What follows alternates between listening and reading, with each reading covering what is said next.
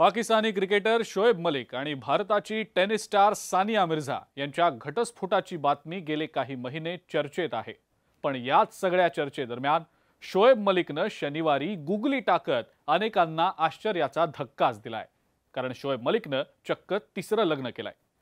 पाकिस्तानची ॲक्टर सना जावेद हिच्या सोबतचं नातं शोएब मलिकनं कबूल केलंय।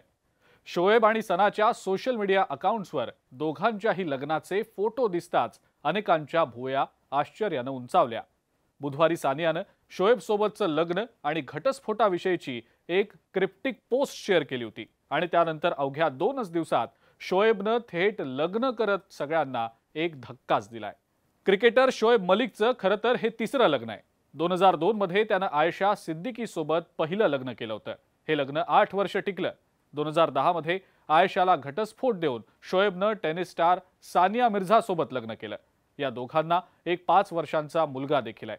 शोएब आणि सानियाच्या लग्नाची त्या काळामध्ये खूप मोठी चर्चाही झाली होती, कारण तेव्हा भारतीय टेनिसमध्ये सानिया मिर्झा हे नाव आघाडीवर होतं आणि त्यामुळे सानिया एका पाकिस्तानी क्रिकेटरशी लग्न करतीये हे समजल्यानंतर तिच्यावर जोरदार टीका देखील झाली होती।